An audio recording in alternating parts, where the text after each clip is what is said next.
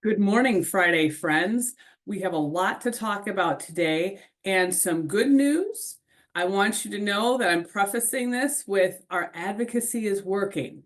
We are not all the way through yet, but there's been some significant developments this week that really show that your work on especially Medicaid is having a big impact on what Congress is thinking about doing in the reconciliation bill. So I'm going to go through some kind of stuff around the state, and then we're going to spend most of our time talking about what is in the reconciliation bill moving forward. And then the president's 2026 budget proposal also came out.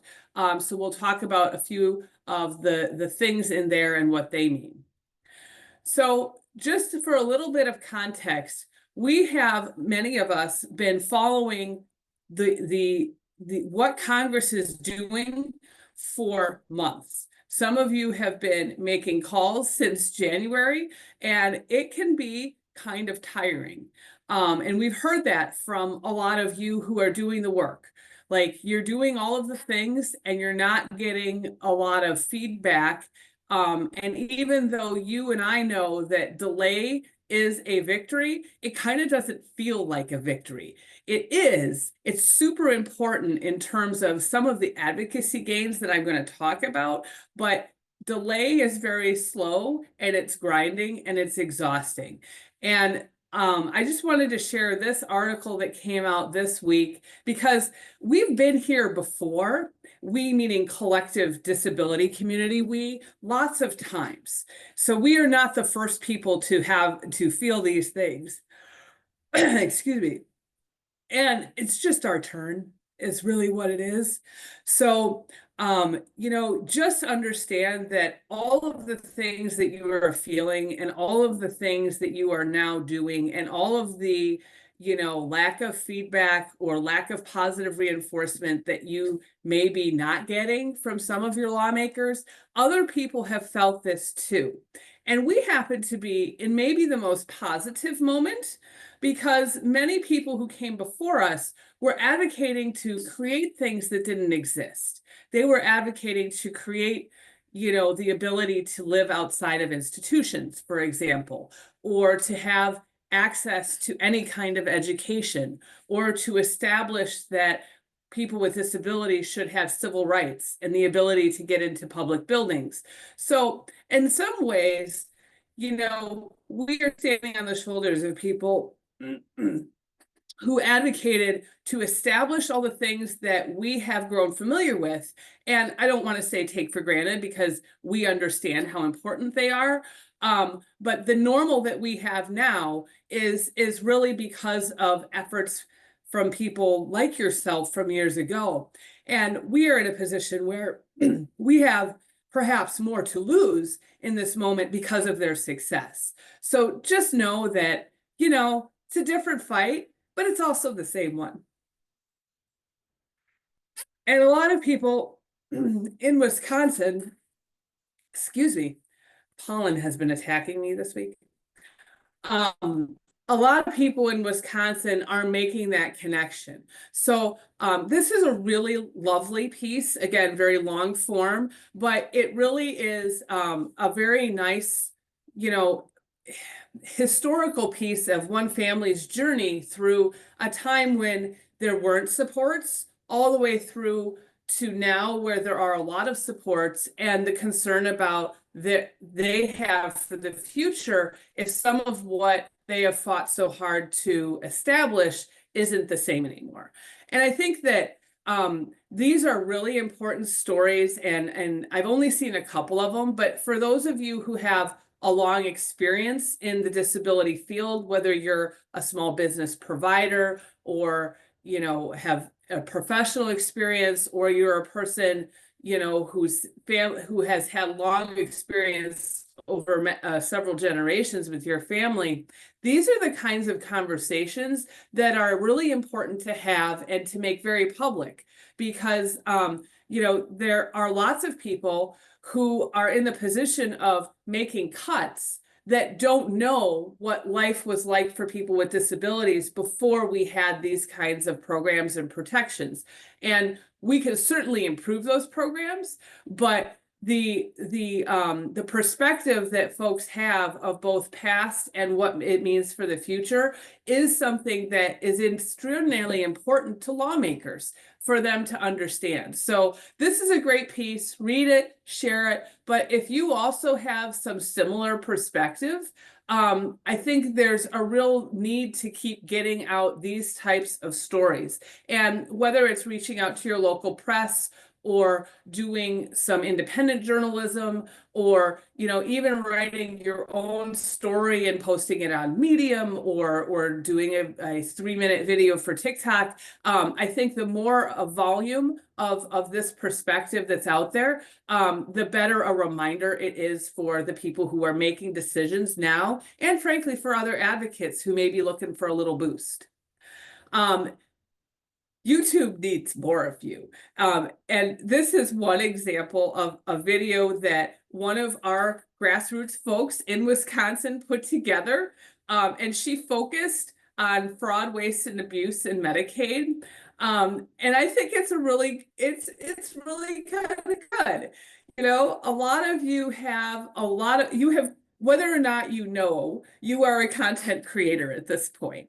Lots of you have spent time writing social media posts.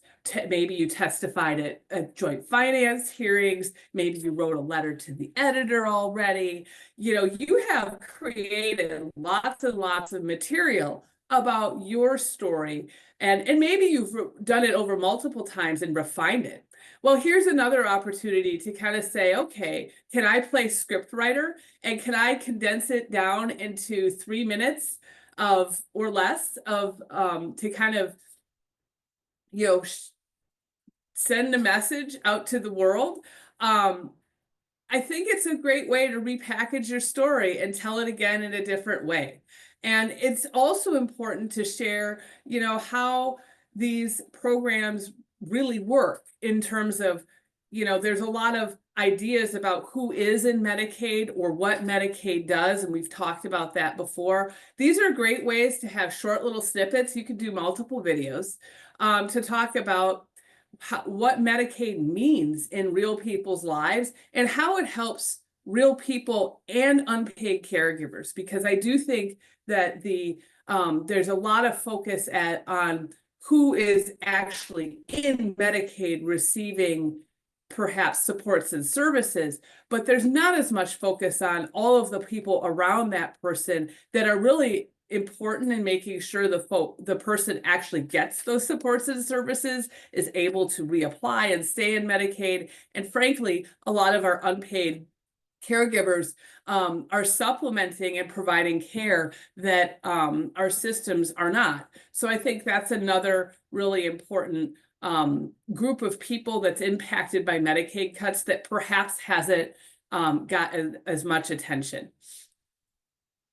Little shout out to our pediatrician friends. Last week, we talked about a group of doctors who held a virtual press conference about Medicaid. This week, there was a nice opinion piece in the Capital Times from the pediatrician organization. And I just put a little story on here about how this is the first 2 paragraphs of that opinion piece. So you see the little quotes, that's the actual language that was used. And it's a really nice, story again about, hey, here's what this actually means in my practice for the people that I serve. So more of that. If you are a pediatrician, especially nurses, I will tell you that people in the health, by polling, trust nurses a lot. Your stories are really important. The people that you serve and what you see Medicaid as doing for your patients. There's a really big opportunity for this group of people to help make Medicaid very real for lawmakers. I know a lot of people are fatigued, and we've gotten this question, which is why there's a slide on it. There are a number of lawmakers that we are aware of, congressional members, who really have stopped responding to constituents. You're doing all of the things. You are doing all of the things in good faith that in a representative democracy should be important. And you need to keep doing those things. But I want to tell you that when people stop responding to you, that non-response is actually a strategy. It is trying to send a message, and it is trying to say, stop contacting me because I don't want to hear what you have to say. In a representative democracy, the lawmaker's job is to represent and respond to the people who live within the boundaries of their district. You have real concerns and you live in the district. You aren't asking for a form letter or talking points at this point. You want to talk about some serious policy concerns that you have and that your lawmaker does have to vote on. They have to decide whether they support or don't support those concerns. If you can't engage with your lawmakers, if you are at the point where you've called, you've emailed, you've dropped by in district offices, maybe you've been told, no, we can't meet with anybody because of security reasons, or you've gotten a form letter, or they've simply stopped doing those things.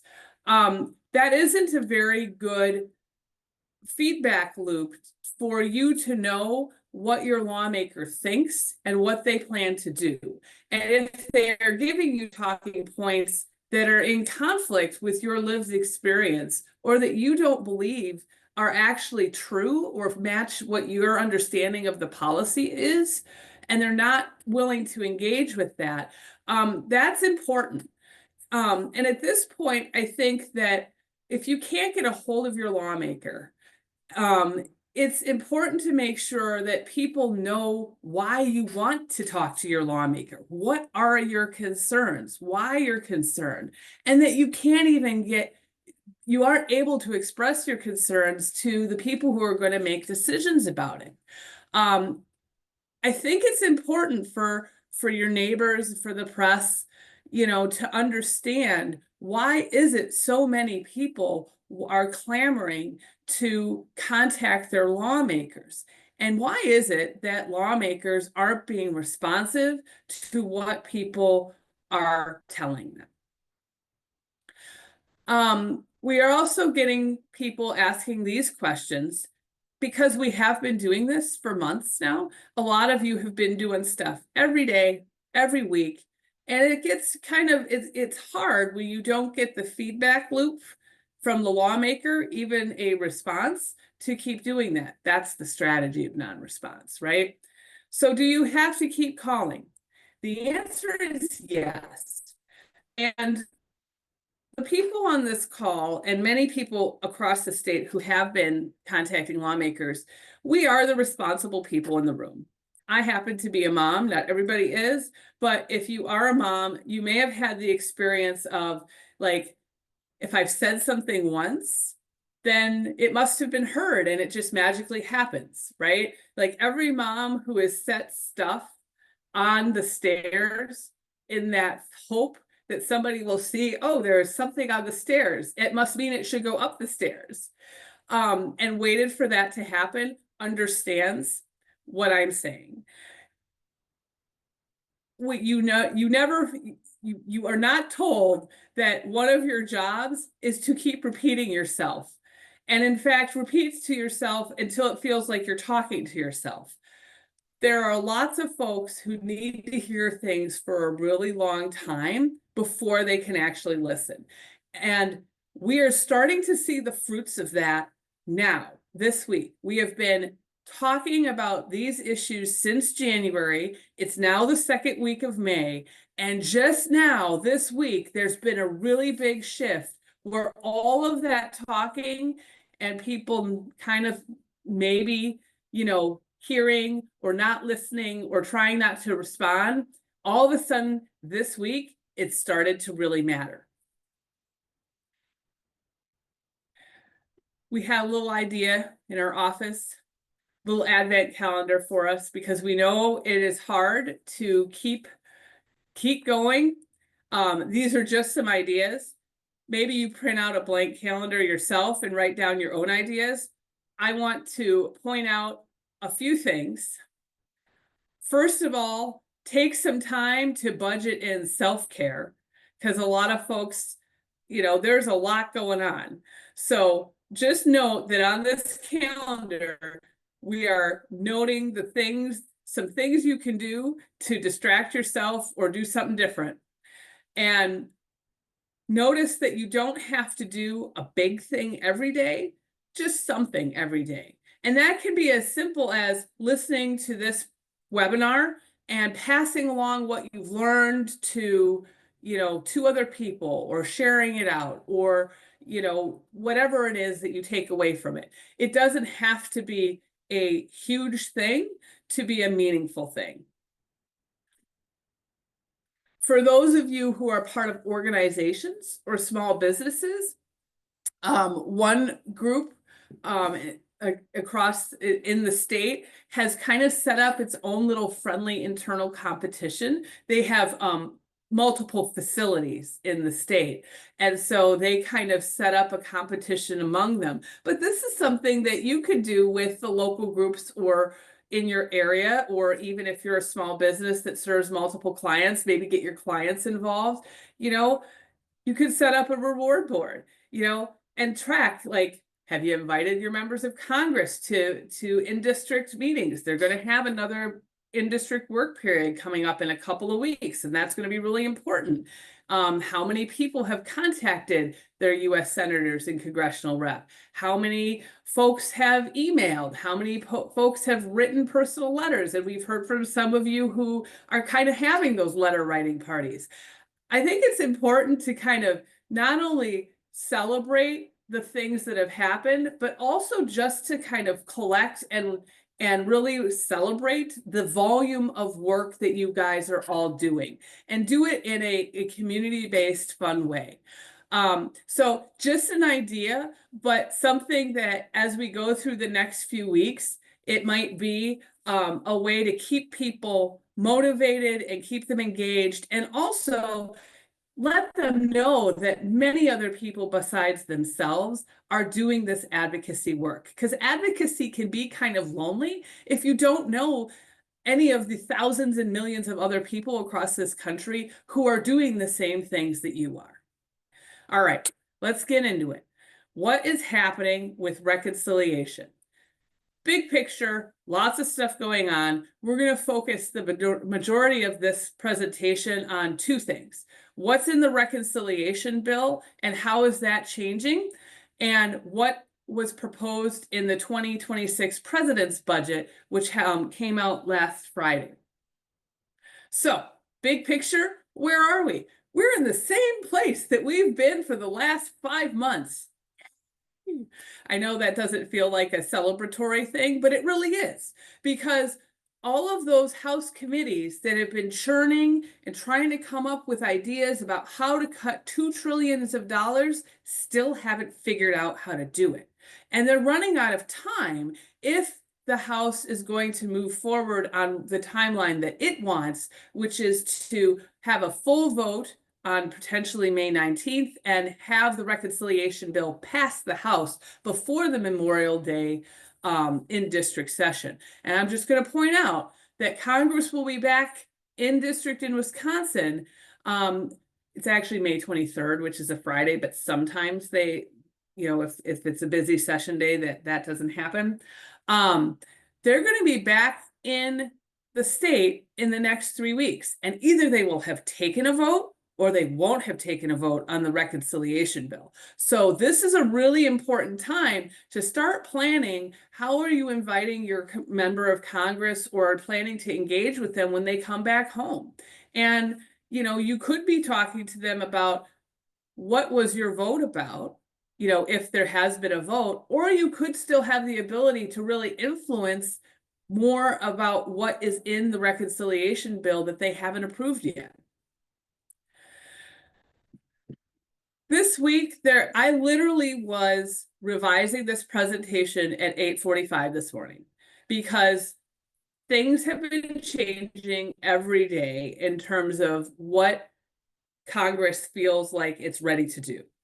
Last week, we had this big conversation about how we thought the U.S. House Energy and Commerce Committee, which covers Medicaid, and Agriculture Committee and Ways and Means might be having what are called markup hearings this week. They couldn't do that because they didn't have agreement about how many cuts and what cuts to make and how deep to make them, specifically on Medicaid and SNAP, which is food share in Wisconsin. So this week, they have been behind closed doors negotiating all week, and they're still having trouble. What's being telegraphed this morning is that they're anticipating having markup hearings all at the same time on May 13th, which is next Tuesday. However, those markup hearings haven't been publicly noticed yet, which tells me that they maybe still don't have agreement about exactly the legislative language that they want to talk about at those hearings. So, as of right now, what's being telegraphed in the political nerd press is all three of these committees are going to have a markup hearing next Tuesday. And it's strategic that all of them are having the hearing on the same day, because the idea is that if you have a lot going on in a very limited amount of time, it will be harder for people to understand what is actually in the legislative language. The legislative language does not have to be publicly revealed until 24 hours before the hearing, according to committee rules. But if you're having a hearing on Tuesday afternoon, that means by Monday afternoon, you have to actually publish what the legislative language that you're going to be talking about. And markup hearings are not like regular public hearings. They are just for the committee and often for committee members to debate the provisions, some of whom will only have seen them for the first time 24 hours in advance of the hearing. So right now, regardless of whether these markup hearings actually end up getting scheduled for that date, this is what we know at the moment, we still have some very influential days where constituents can ask really serious questions about what is it that you're planning to do and what would it mean for people like myself, for unpaid caregivers, for states. We're going to cover some of the ideas that seem to have more support in a minute.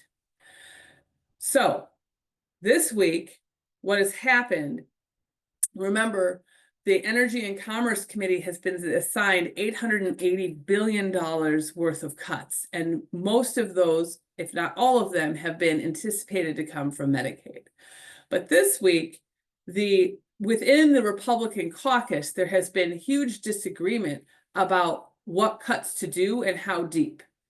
And the leadership has said, okay, two of the ideas that would probably reduce the amount of federal spending the most, I don't think we have the support to do.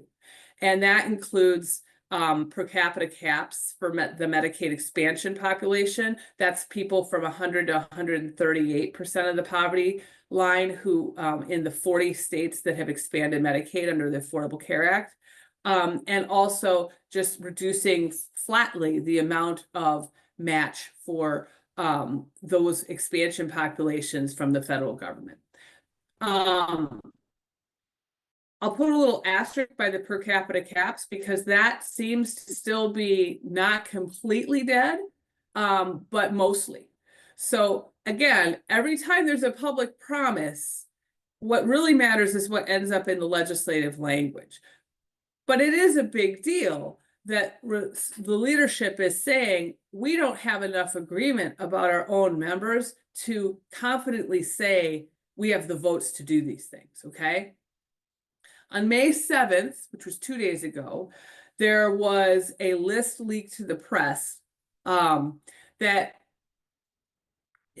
seems to represent the new combination of Medicaid cut ideas that has more agreement, that there's some coalescence is usually the word that's used. Like lots of people say, okay, we could be okay with this package. There are a lot of those ideas are familiar to us. Like we have talked about them before on these webinars. There are a few new ideas.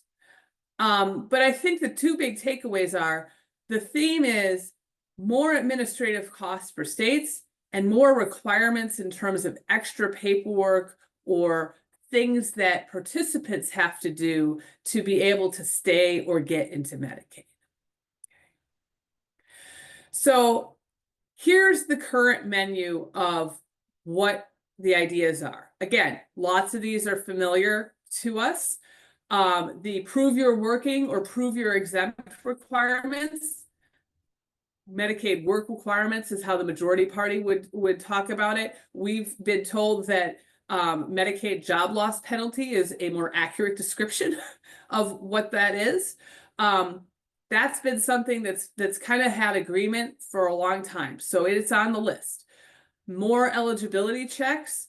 Current idea is to do make people prove that they're eligible for Medicaid twice a year instead of once. For those of you who have been following state bills, this is essentially the same idea that was proposed in the state legislature, in which a lot of people showed up and said, hey, wait a minute, here's what I already have to do to prove eligibility and how much time it takes me and how much paperwork it takes me. You want me to do that more than once a year? Let me tell you how many man hours and what kind of difficulty that caused me. It's the same idea. There's also widespread support for addressing fraud, waste, and abuse, but note, there's really no details or language on how they propose to do that. So it's unclear what that idea actually means in terms of changes and potential impacts to Medicaid participants. A new idea, and again, this is really focused on people who are in Medicaid who are between 100% and 138% of the poverty line in states that expanded Medicaid under the Affordable Care Act. They want those people in Medicaid to pay more to be in Medicaid. In other words, to have co-pays and co-insurance and have to pay out their limited income in order to receive health care.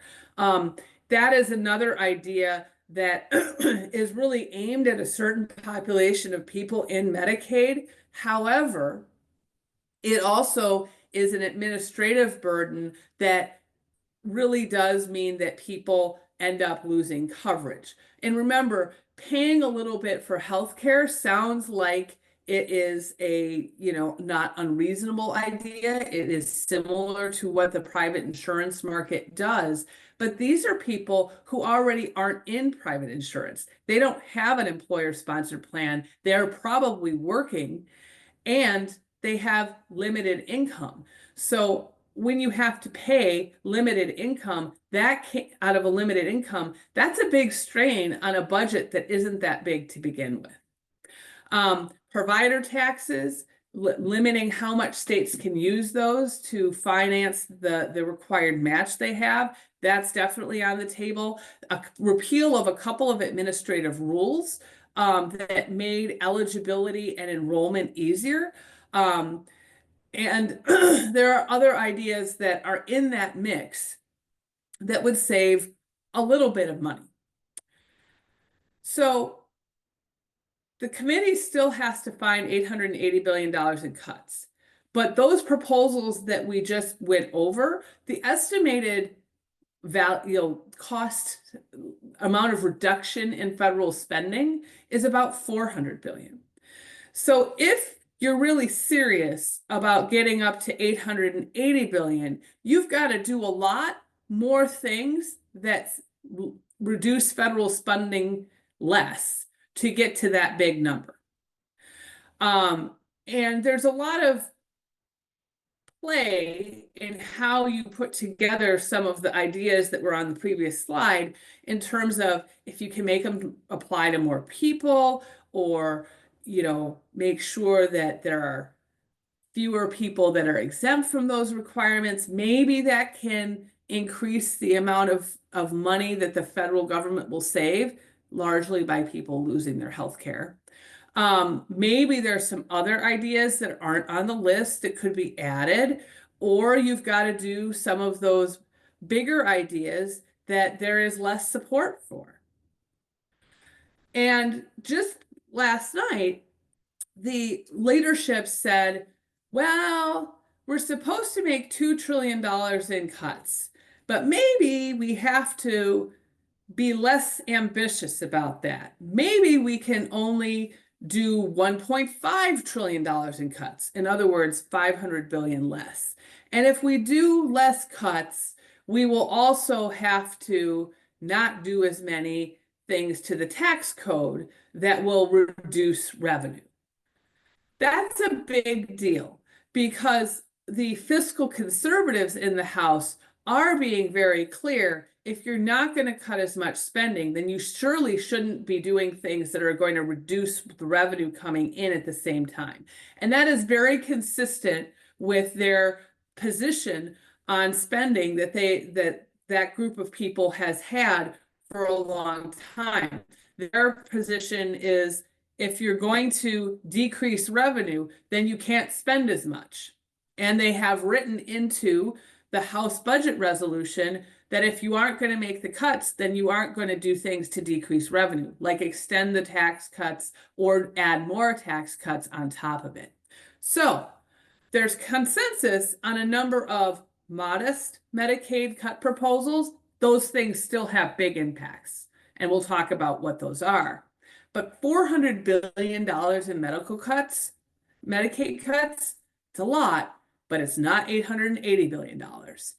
And the takeaway that you should have is, after all of the work that you have done since January and going forward, you have reduced the amount of palatable Medicaid cuts by half. And you're not done yet, okay? This is totally because advocacy across the nation and in Wisconsin has been pushing very hard on lawmakers to help them understand that the ideas and the policy decisions that they are considering will have big impacts to states and to healthcare systems and to the people who are using those programs and unpaid caregivers. So take a breath. It may not feel very good individually that you've been doing a lot of things, but this is starting to be the first tangible payoff of the result. And it's a big one. We're not talking about per capita caps and other things anymore. We're talking about now we can't get agreement on the amount of money we have to cut, so we can't do as many tax items as we want. And 400 billion, less than 880 billion. And we're not, and we still have a lot of time to influence what ultimately happens. So the House, they are trying to gear up to do their committee actions next week. And they kind of have to do that if they're going to be in any position to take all of the legislative language from all of the committees, put it into one big bill, and then have that big bill debated amongst the entire group of the House of Representatives and voted on. So they really are up against the clock if they are going to meet that May 19th timeline. Again, being telegraphed as of Friday morning on the 9th that the final 3 committees are going to do their work next Tuesday. If they can't, again, that's another victory for advocates in terms of every delay means a lot more time for us to explain how these ideas, ask questions of ideas and talk about their consequences. We are starting to see some estimates from the Congressional Budget Office about what is the impact of each of these ideas, how much federal spending is really reduced, and more importantly, how many people does it affect, and how many people lose their Medicaid coverage, and how many people are likely to remain uninsured. Okay, so your work is showing lawmakers already that cuts are unpopular, and it's making it harder for them to figure out what to do and to move fast. It's advocates' goal to slow down and stop this vote, because the more time we have, the more time we have to talk about what these cuts might actually mean and shape them or eliminate them further. The US Senate is going to be moving fairly quickly. And the latest that we heard this Wednesday, okay, is that the House or the US Senate is now planning to not do its own separate process, but rather work from whatever the US House has already passed. Okay. So, and they want to do that as as soon after the House passes the bill as possible. This is a change. Before, it was expected that the US Senate would go through the same type of committee process that we've seen in the House, where various committees were assigned cuts, and then the committee has to figure out what cuts to make. And then there's a markup hearing, and that takes a long time. But now you can see the pressure of moving fast is changing the strategy. So there will be a lot of pressure for senators to agree to what the House has already agreed to and make fewer changes rather than more. They don't plan to use the committee process. Rather, they're expecting to make amendments to the House bill on the floor of the US Senate. So they're kind of cutting out a whole bunch of process, right? And that makes it more important for advocates to influence the House bill as much as possible, because if that's going to become the starting point for the Senate, and there isn't agreement in the Senate about what to do either, the fewer cuts that end up in the House, the final version of the House bill, become the floor by which we can then say to the Senate, the House agreed to these things, but they're still not good, and you can change them further. Okay? So, a lot of talking. Prepare that we could have some real need for action next week. We are going to be looking at the legislative language that comes out and try and give you at least a basic understanding of what's in it and what it means very quickly. But again, if the House markup committees meet on Tuesday afternoon, that language probably won't be out until Monday afternoon. Okay, so get yourselves in the mode now and a plan for how to respond when markup hearings are announced. And we're going to talk about some of the ideas that have agreement and kind of prepare you to ask some hard questions of lawmakers, so that you have some ideas of, what are the kinds of things that are likely to be in this legislation and what kinds of questions people can ask about them. It's really important to show lawmakers that you are following these issues very closely and that you know what they mean to you and to state Medicaid programs, and that you're asking the hard questions. Asking hard questions means they're like, ooh, this constituent knows what they're talking about. Better be careful, right? And it's also important for you to be very vocal about unanswered questions or answers that don't seem quite right, to people that you know in your life, whether that's local press or your disability connections in your community or on social media. It's really important. We've already seen advocacy work. $880 billion of cuts. Now we're talking about $400 billion in cuts. And the goal is to make that zero or as close to it as possible. And the other goal is to make sure that what Congress does isn't going to make things harder for real people who need care. So, non-response is a strategy, so is rapid response. And if you are a organization or um, a group of, local advocates. Perhaps you have a little grassroots group or a disability group, prepare for next week in the sense that you can be an active responder. So if you have a web page, if you have the capability to do a press release, if you have an email list of folks, social media accounts, how are you thinking about publicly reacting? And we do have goals here. The first goal is to slow things down, prevent a House vote. The second goal is to make it really hard for House members to vote yes on that bill. And then the idea is to slow down the Senate and show them not to just agree to the House plans. And those are all reasonable short-term goals that if you tick them off one by one, you can start seeing how cuts will be less impactful or maybe not happen at all. So we're going to do a deep dive. And these are kind of four things that there seems to be agreement on in the House. And we're going to talk about, just what should we be looking for as legislation comes out. The idea that we're having here is not to repeat all of the fact sheets. There's been so many fact sheets. I don't even want to pepper you guys with fact sheets because at this point, I don't think those are as important as real people like yourselves watching what's going on and understanding it. And we're going to try and give you some support so you can have some skills to look at a piece of legislation and figure out where are the gaps, right? Policies are ideas, and the details of how they're implemented determine who they impact and how.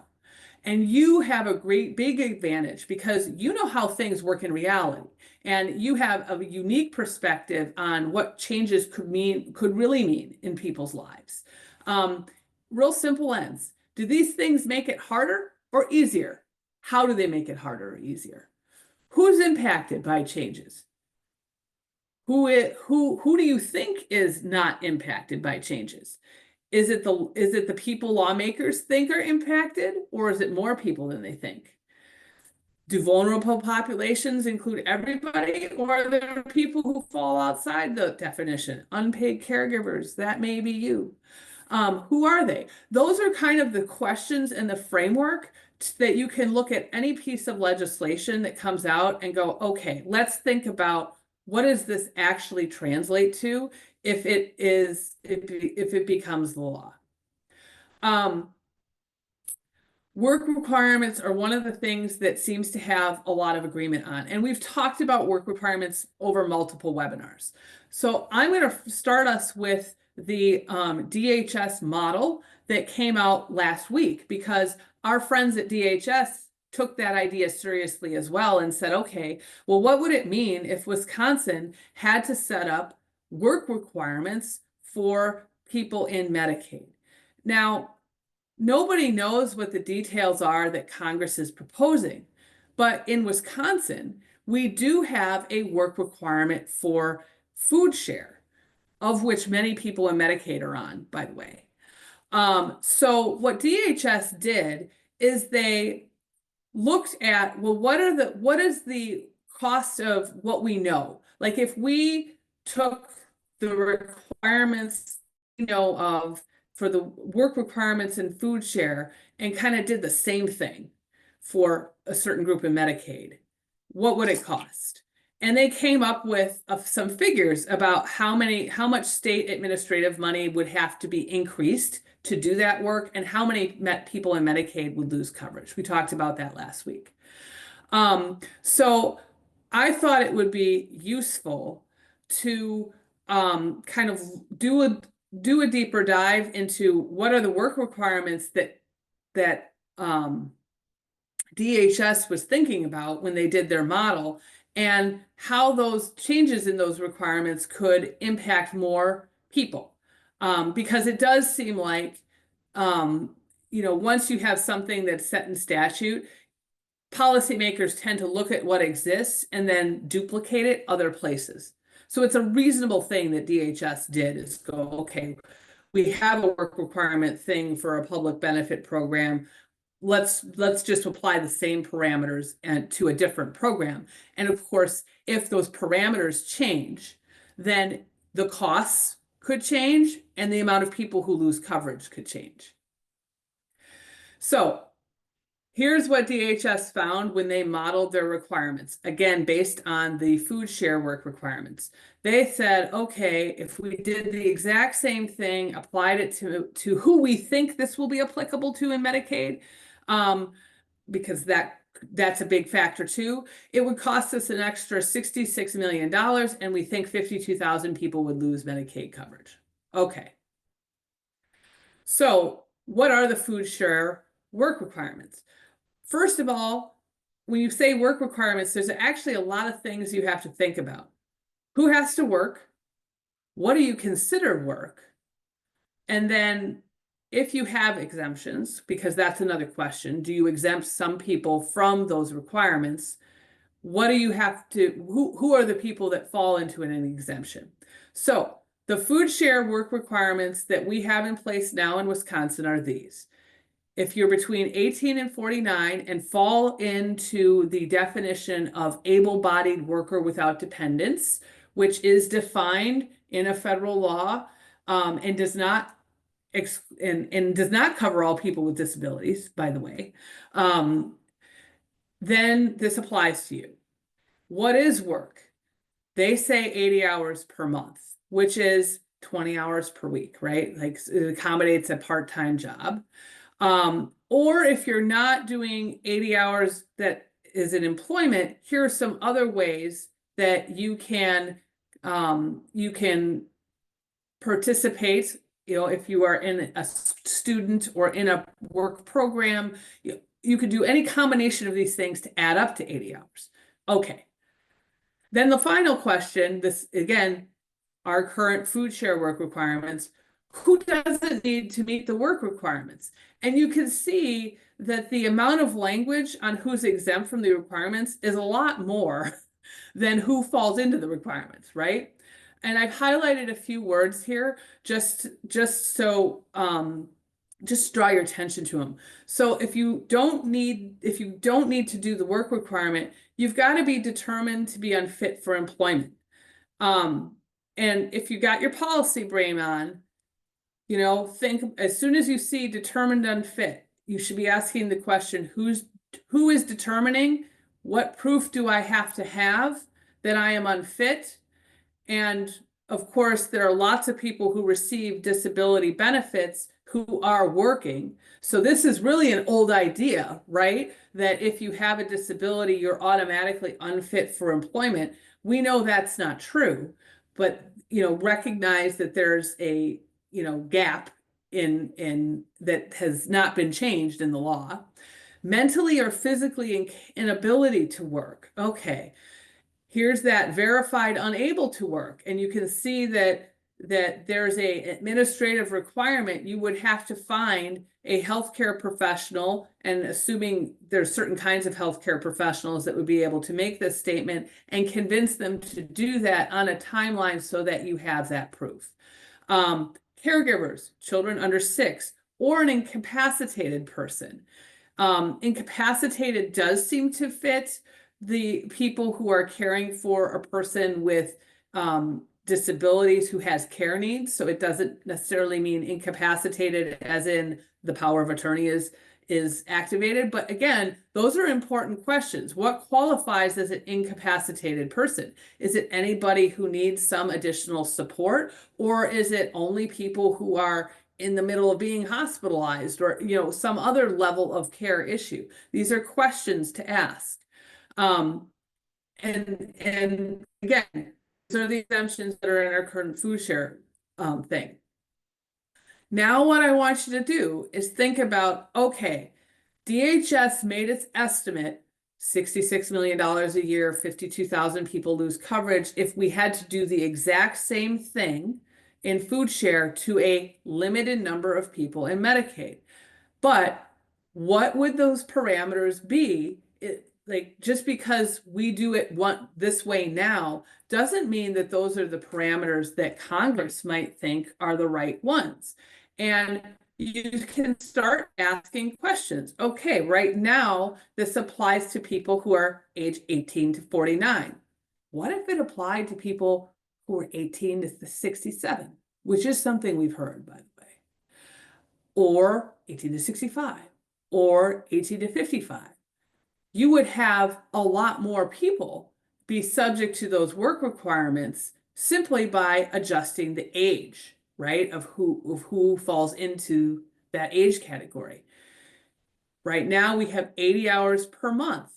What if it was 40 hours per week?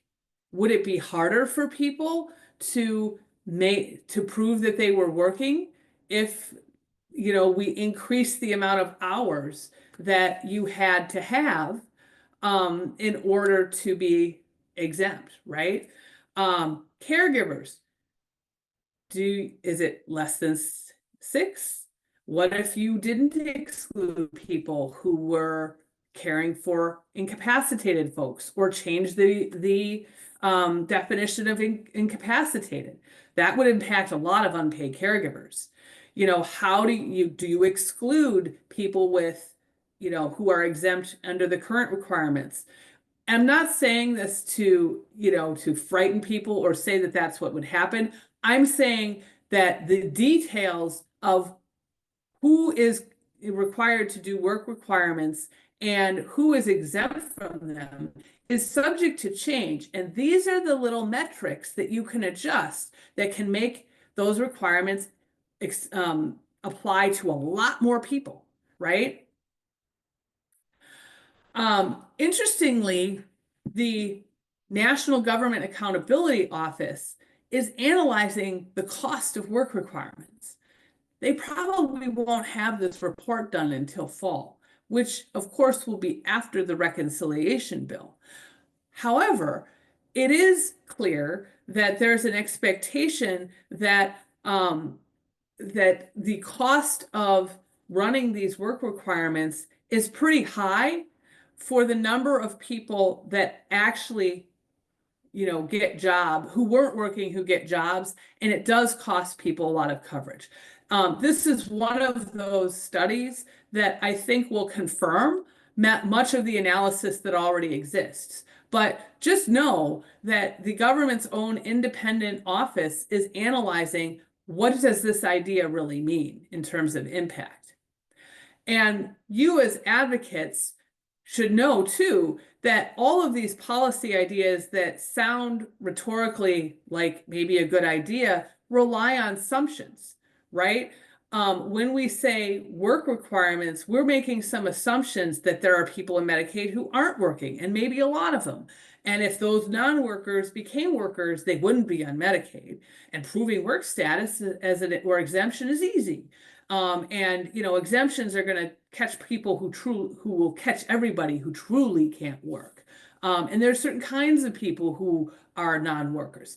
And I list these things on here because all of these rhetorical points are not accurate and they're assumptions.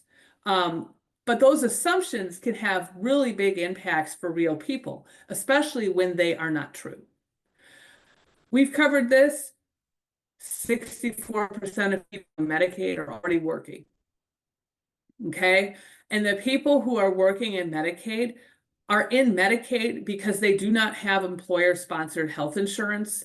They are poor, they're working low-wage jobs, and they do not earn enough to be able to afford to purchase insurance on the ACA marketplace. Those are the workers who are in Medicaid. You have to have low income and not having any ability to get other insurance to be in Medicaid. Medicaid is the payer of last resort. There are some people in Medicaid who aren't working, but who they are is very different from the assumptions that people in Congress might be making. I won't go through all of these statistics. You can read them at your will. But the total number of people who are non-working in Medicaid is pretty small. 8% of the total Medicaid population, which when you think about it makes sense because the biggest populations of people that Medicaid covers are the very young, children, and the very old. So the number of working age people in Medicaid is automatically a smaller proportion. And then when you have 2/3 of those working age people are already working, there's not really a lot of folks left. And most of those non-working people are not working for a reason. They have serious health problems. They might be, actively ill, for example, or they are caregivers. They're caring for minor children or have a serious condition or disability themselves. But there is a number of people who aren't working in Medicaid, and they're not who the members of Congress think. There's kind of rhetoric about all those young men playing video games that are we could just get them in the workforce. No, they're older women who have left the workforce, who did work for a good portion of their lives, and many of them left the workforce to become caregivers. So, the small group of people in Medicaid who are non-workers, are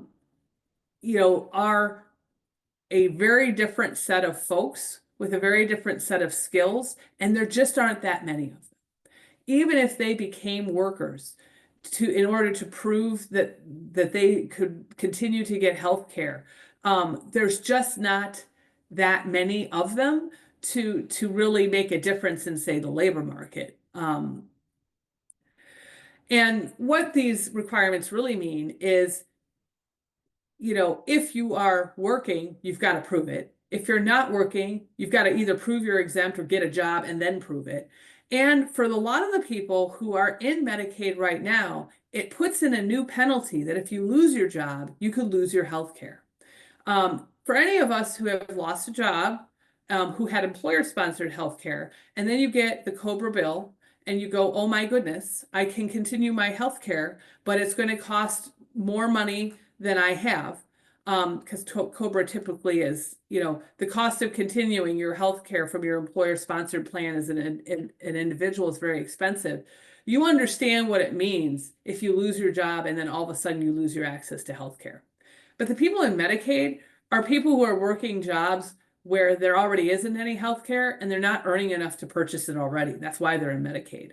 So, if you lose your job and you lose your Medicaid, that's a penalizing you for losing that job. Here are some of the kinds of questions that you may think of more, that when you're thinking about, okay, what does a work requirement policy actually mean if we were going to implement it?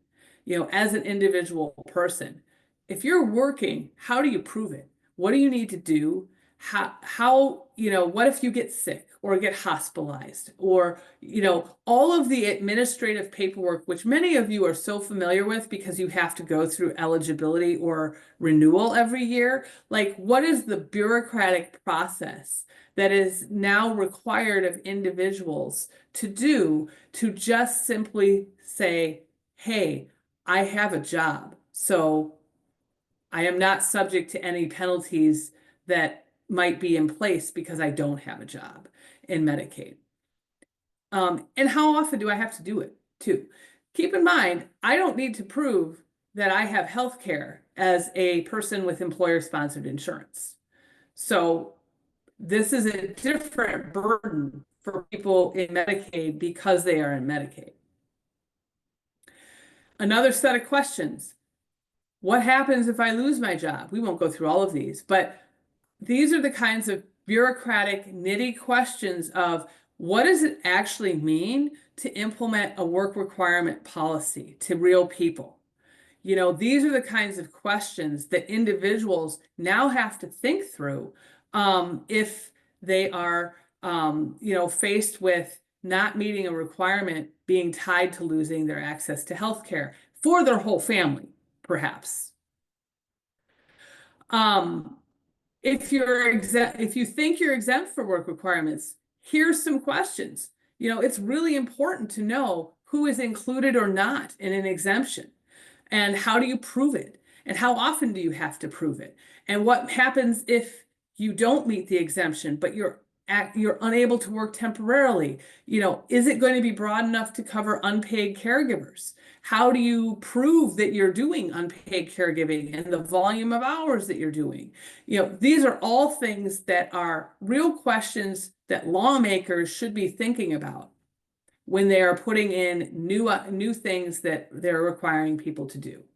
And again, the same kind of thought process you can go through for more frequent Medicaid eligibility checks. A lot of you already did that with the state bill that is coming, that was debated earlier this session. Congress says, well, we should have everybody do that twice a year. And I think a number of you could probably ask a bunch of questions about that. Like, what do you expect to do from creating more bureaucracy and more paperwork? What is the value added to Medicaid when you are putting extra burden on people who already have a lot of things to worry about in their lives? This week, our friends at the Congressional Budget Office released an idea or analysis of several Medicaid cut ideas. And this was probably requested. It was requested by a couple of Democratic lawmakers. And they asked for an analysis of 5 ideas, some of which appear to not be in consideration, as high a consideration as they were. But I want to draw your attention to 2.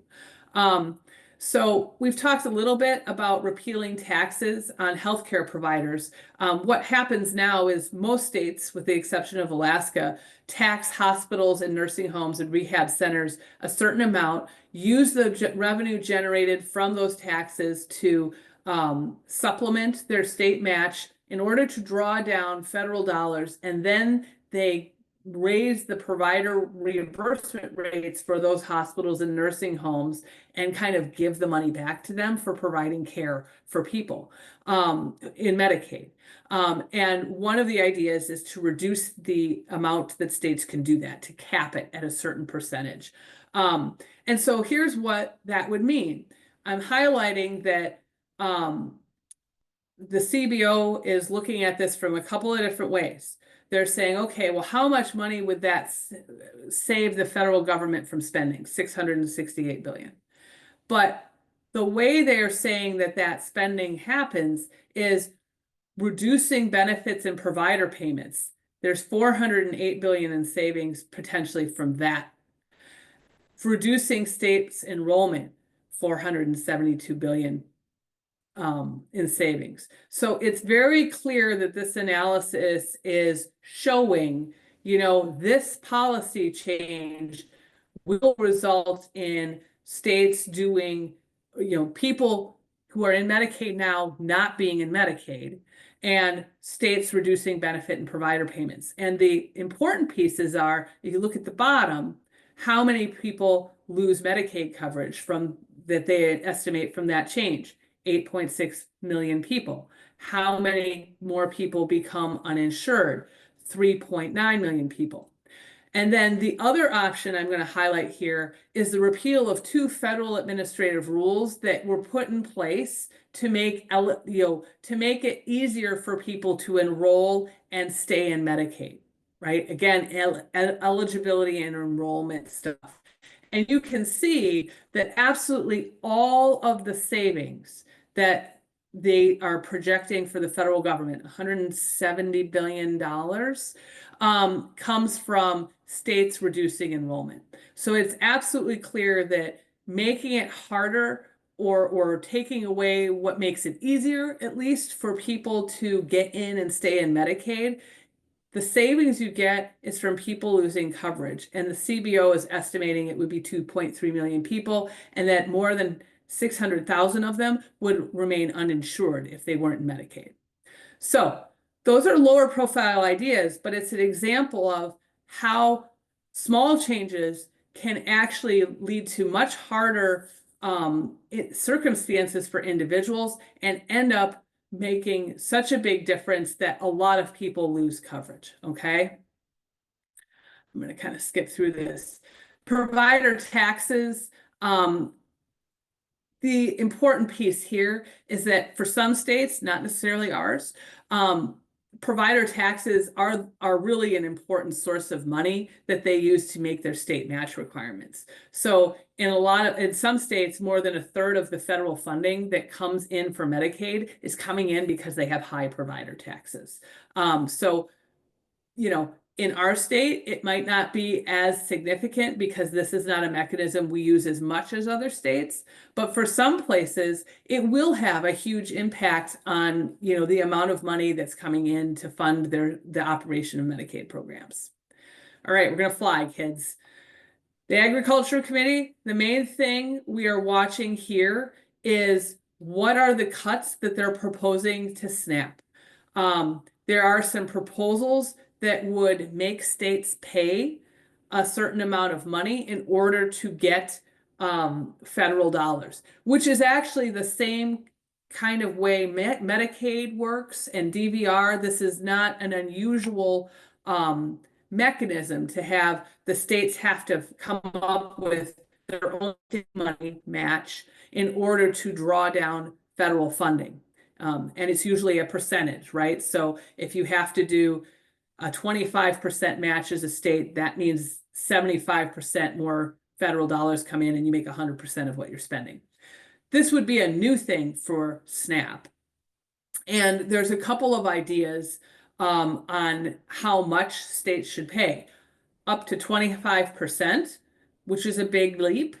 That just requiring a 10% match, we reached out to our friends at DHS, would cost Wisconsin about $137 million per year. So it gives you an idea of here is a new cost that states would have to pay if they intend to keep drawing down the same amount for, in this case, food share that they have been before. There's also a proposal to make existing work requirements harder. You can see what the work requirements are in our food share program now. Making them harder means changing the parameters, right? Making states have to apply those requirements and the administrative oversight necessary to make sure people are meeting those requirements to more folks, right? So that's why I went through FSET, because when you start thinking about, okay, what do you change to make this apply to more or fewer people, you can start looking for those elements in legislation. And sometimes it is as important what isn't in that legislation. So one of the things that I'll be looking for is who gets to make the decision about what those work requirements are. It could be Congress puts it in the legislation, says, okay, states, here is how you need to structure your work requirements. That means states don't have any decision making. Congress is saying, here's what these programs have to be. It could be that Congress says, we're going to give that responsibility to a federal agency, which then means, what is that federal agency going to do? Who decides what are the things that states have to do, and where do states have some flexibility, if any? Or Congress could say, states, you figure it out. And 50 different states have to figure out how they're going to do those work requirements, which means there's a different set of decision makers. So that's an important point as well, is that when Congress makes changes, it may delegate who actually makes decisions to someone else, which means for advocates, that means we have to follow that decision-making process, because it will end up those decisions end up really impacting people. And of course, if they are given to states, that means that those requirements could change as leadership in states changes, if states have the flexibility to make those changes. So lots of things to keep in mind when it comes to how is language structured and who is actually making decisions and telling states what they can or can't do, and who it applies to.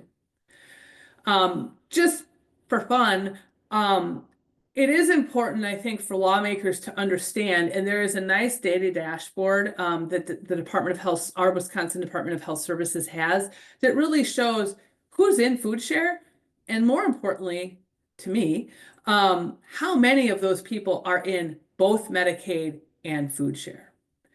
That's important because that may represent your situation. But if you get work requirements that are strong in food share and you have work requirements in Medicaid, are they the same requirements or different? Can you know, use the same proof to say you are meeting the work requirements or the exemption in both programs? Those become really important questions as well. Oftentimes, lawmakers like to set up rules for one program, and then they don't necessarily worry about whether the rules are the same for people who may be in multiple programs. Another set of questions that you might want to think about, and as these proposals come out, because many people rely on multiple benefits to be stable, and upping the paperwork requirements in both means that there's a lot more to keep track of for multiple programs. Ways and Means Committee, we're watching it. We'll let you know what we see in there. I think the developments this week mean that they have a harder job and that likely they are not going to be able to do all of the tax items that they want. But the question becomes, are they willing to do some other things that may impact spending? And they do have authority to look at some things that could be impactful to public benefit programs and health payment programs. We talked a little bit last time about what to look for in legislative language that might tell you, that might try and help Congress distance itself from its own decisions. I think the new pieces here are like some things, some changes might end up being temporary. That is a very typical thing that happens where Congress kind of sets another future crisis point.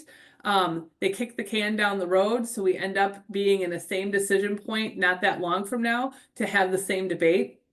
The other piece is, trying to direct a federal agency or somebody else to make those hard, detailed decisions. What should a work requirement program look like, for example?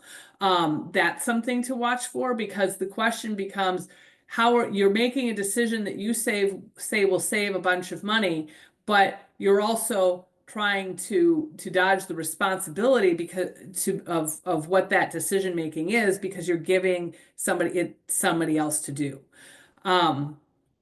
And then I think the other piece that we can see in these ideas that have agreement is, if you're creating new costs for states or new administrative requirements that force states to make decisions, at the same time, you're not helping them with any more money to do that. It really creates not only inconsistency across states, as states maybe make different decisions, but also a scenario where those increased costs with no more people or money to do it creates conditions that really create inefficiency and delays, mistakes, and increased likelihood of people losing benefits and losing coverage. And we're kind of starting to see that as a strategy that has been used in, say, the Social Security Administration. They've cut a bunch of staff, not decreased the work, and other changes are happening where mistakes that wouldn't have happened before seem to be happening more often.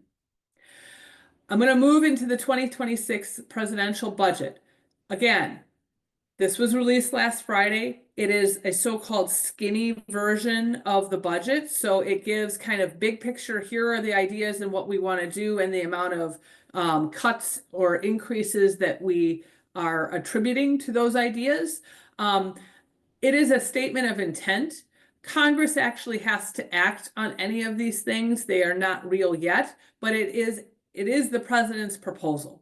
So it does give a very clear sense of what does the president think is important and want to increase? What does the president say, we don't need that and we could cut it? We're expecting a more detailed request later this month. But it's important to highlight here because this skinny budget includes a lot of cuts to programs important to people with disabilities. And the other overarching takeaway from this proposal intends to deepen cuts that DOGE has already made to many federal agencies. We've been talking about some of the things that have been happening in the executive branch where money that has already been appropriated by Congress has either not been awarded, or grants that have been awarded have been taken back, or there have been huge staffing cuts at agencies that had money to run. Those are all things that have been happening that are extra legal. And there's a lot of litigation in courts about those actions. They happened in March, and this proposal intends to deepen what has already been done. Okay. It's a 22% cut across multiple federal non-defense agencies. The Health and Human Services. Again, a 26% cut to this department on top of what was already a 25% cut that happened in March. It's consistent with the ideas of a leaked memo that would zero out the Administration for Community Living and eliminate many aging and disability programs. There is a theme in this budget of consolidating existing separate appropriation lines into what is called a block grant, cutting the total amount of that block grant and then sending it to states. And that has been a pattern that has happened that has generally left programs less funded and weaker, and ultimately been a path to eliminating funding entirely. So there are a number of proposals that kind of use that strategy. We will not know until we get the full line by line budget, to see what appropriation lines that are separate and have a dollar amount with each thing, which ones are being zeroed out and wrapped into new lines, but it is a strategy here.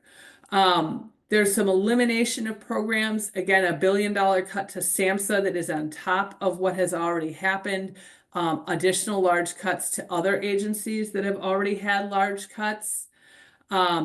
Education, again, there is actual language here that does say we're going to consolidate a whole bunch of programs directly related to Individuals with Disabilities Education Act into a block grant, and then send it to states, and an implication that, all of that can be enforced by parents.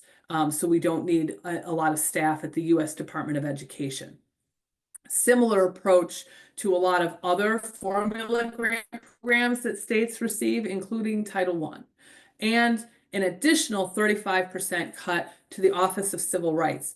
Most of the complaints that that office deals with are about students with disabilities who aren't getting their rights upheld by local school districts under IDEA. And that's in addition to the cuts that we have been talking about for the last several weeks in webinars that happened in March of 2025. So this is a real reduction in, last week we covered that essentially the 50% reduction in staff at the Office of Civil Rights was making it impossible for investigation to happen on complaints. This would be another 35% cut on top of it. Housing seems to be a large target in the president's skinny budget. And here are just kind of the same, the major proposals that are in that document. A big cut to again, a number of separate programs. Again, the same strategy, put them all together, reduce the amount of money, and send them for states to administer. I don't know if states get any money to administer these programs. That is not specified here, right? But the answer to that question could be no, which means it's an extra cost for states to just receive less money than they do now and figure out how to work with it. In the Department of Justice, again, another reduction of the Civil Rights Division. It's a $195 million cut that's spread between two divisions, but one is the division that the Civil Rights Division is the division that handles disability rights, fair housing complaints, other things that are important to people with disabilities. So already the U.S. Department of Justice, and I have a slide on this later, has lost about 70% of its existing attorneys, and this is a cut that would be on top of that. This week and in the coming weeks, secretaries of these federal agencies will be appearing before the House and Senate the House Appropriations Committee and the Senate Finance Committee. Those are the two committees that actually are in charge of putting together the budget. So they look at the president's budget and then they go, okay, what are we going to do to make this into a piece of legislation? And they can take ideas from the president's budget or not. You know, it's a similar process to our state budget, where we have the governor introduce an executive budget, and then our joint finance committee kind of edits it and works it through a legislative process. We anticipate that there will be a lot of Democrats who have questions about the president's budget, especially about the cuts that have already happened without congressional approval, and why there are more cuts that are being proposed on top of those. We have two members of our congressional delegation who are on these committees. So in the U.S. House, they've already scheduled a hearing for next week. May 14th is next Wednesday. A hearing to ask questions of Secretary Kennedy, who's the Secretary for the Department of Health and Human Services, about what are these proposals that are in the president's 2026 budget. Representative Mark Pocan is on that Appropriations Committee. You know, if you have some concerns or questions, the Appropriations Committee in the past has generally been considered a committee that really does take on issues that are of a much larger scale. They impact everyone. So if he is your representative, you can certainly send your questions or ideas for questions to him. But even if you're not his person, you can say, hey, I'm a concerned citizen of Wisconsin, and I know you serve on this committee, and I have some questions for the secretary on a number of items, and let him know that. Senator Baldwin has a similar role on the U.S. Senate Appropriations Committee. They haven't scheduled hearings yet with federal secretaries, but again, that's a person that you can connect with to say, hey, I have concerns. I have concerns about the cuts that have already happened. I have concerns about what is being proposed, and I have these questions that you might want to ask. All right. Just following up, here's what's been happening in the executive branch.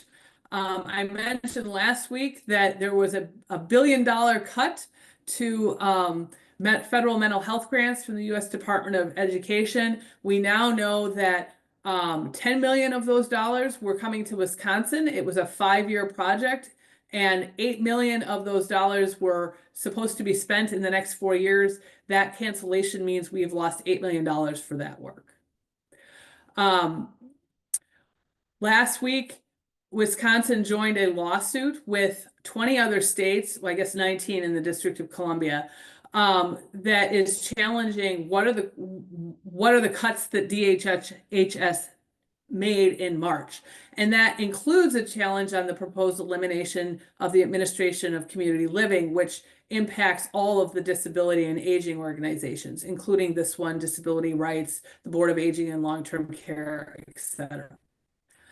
A lot of you have been very concerned about what does it mean if you are eliminating the voices that are representing people with disabilities and older adults.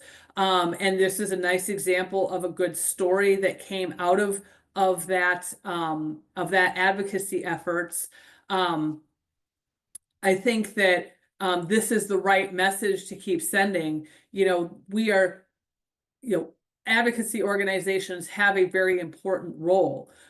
We have an important role in asking the right questions, some of which we've been talking about throughout this webinar. What you see a piece of legislation, you see an idea, somebody has to ask the question from the perspective of the people who are going to be impacted from that idea.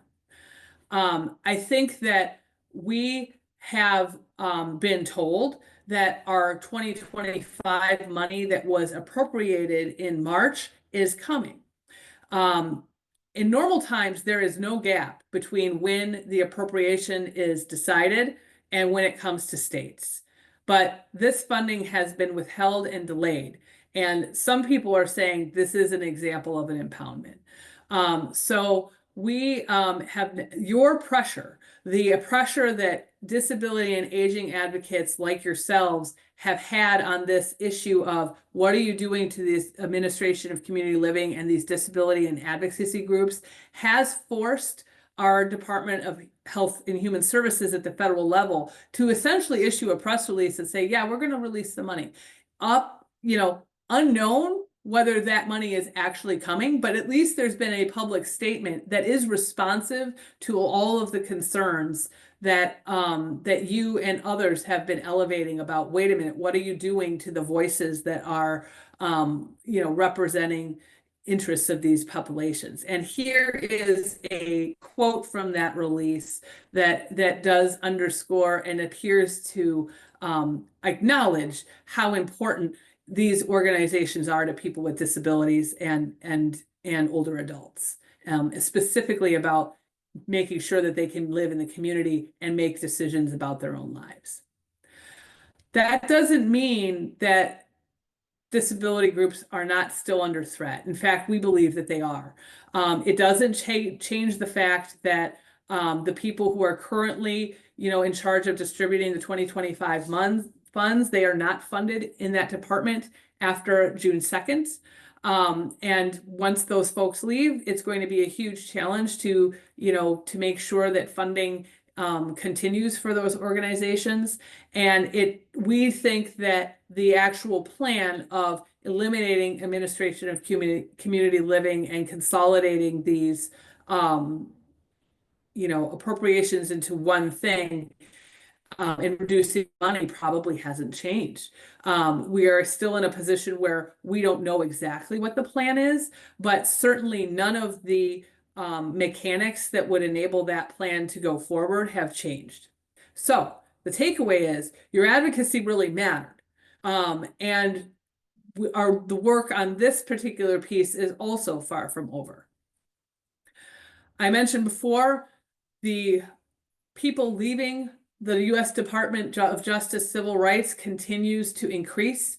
So we had 365 attorneys in January and only 105 retain.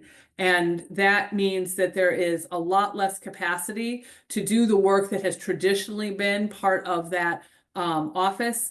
The mission of the office has been changed to be more narrowly focused on executive order priorities that are not in keeping with the traditional making sure that people have the right to vote, making sure that people aren't being discriminated in housing, making sure that people with disabilities aren't facing discrimination that is not allowable under the Rehab Act or ADA. And another story about Social Security. There are more people who are alive who are being marked dead in the records. I will let you read this rather large article, but that one little change in a record has huge implications for individuals because it essentially means that they are unable to connect financial business in this country. It impacts your bank accounts, insurance, your ability to work, and certainly your ability to receive benefits.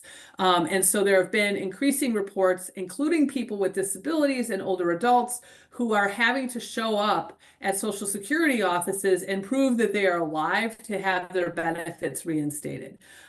One piece of this article, buried deep in it, is that this policy change has been intended to be directed at people who are immigrants to this country, and essentially make it an incentive to, quote, self-deport, that marking them as not living makes their financial ability to conduct their lives so difficult that it is an incentive to leave.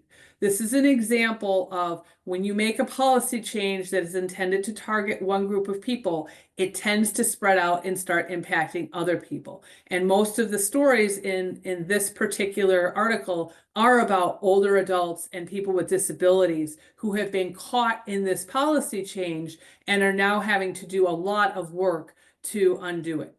If you know somebody who is going through this, or if this happens to you, contact your US senators, your US representative. They are also supposed to be doing constituent services, and they want to know what is happening in federal agencies, and also contact our not US, our state attorney general.